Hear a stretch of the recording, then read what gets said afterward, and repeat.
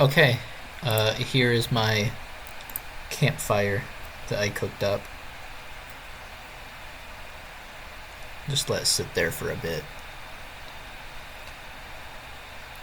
For this campfire on the right, this was with the one of the fire materials or textures, the fire textures that was already existent, and I made my own material out of that. The smoke is using the smoke that I made for class in Photoshop.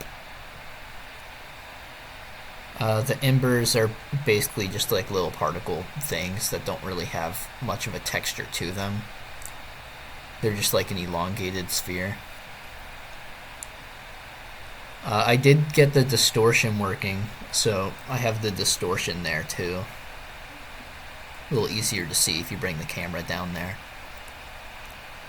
And occasionally I do have like the little bursting embers. I made it so the burst rate is kind of random. So it could either be 0.5 seconds apart from each other or 4 seconds apart. So they could like go pop pop occasionally. And I have the embers fading to black up there too. And the smoke just kind of fades the alpha. I have it so that facing the sun it turns into that color. And right now, or when you actually look at the sun, it gets a blacker color.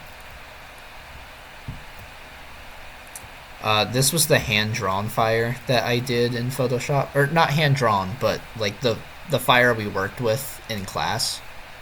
The ones where you found pictures online. This is what I did first, before I made the campfire. The flames...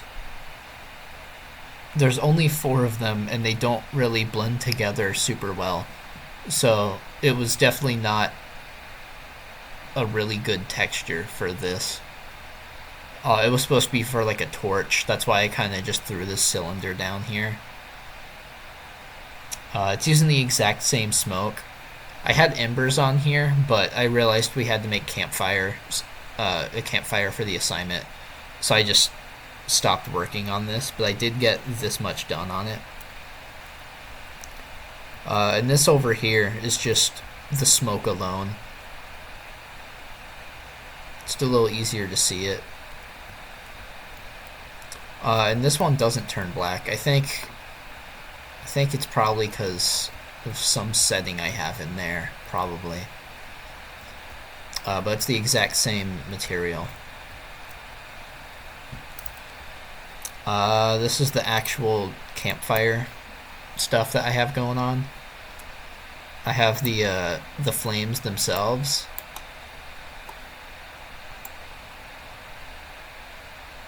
And then I have the actual smoke.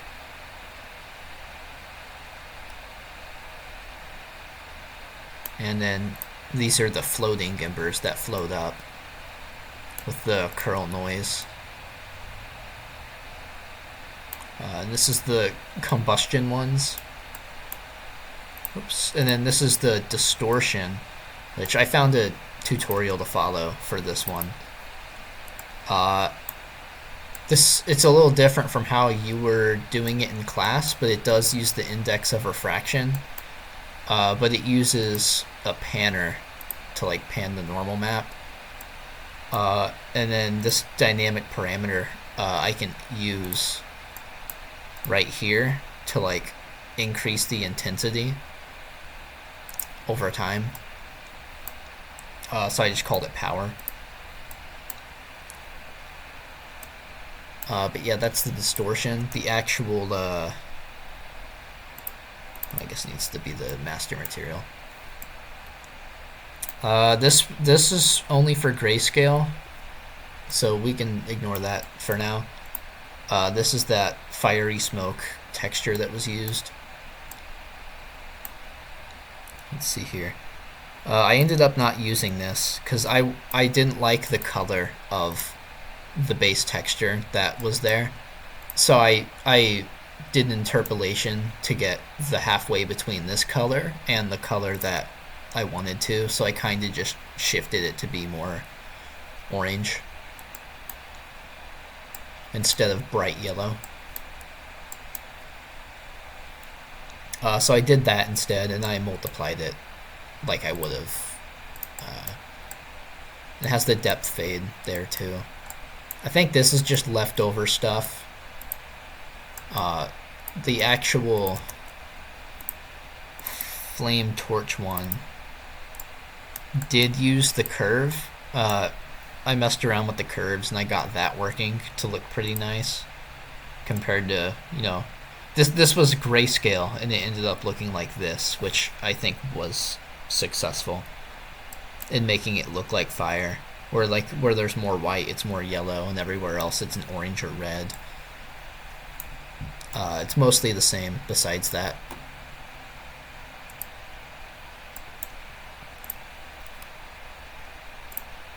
I'm not going to save those changes because I don't know what I did. Yeah, there's the normal for it. There's the actual thing. I still don't think I know how to use these super well, but I'll try to use them again at some point for sure. But yeah, that's how my campfire turned out.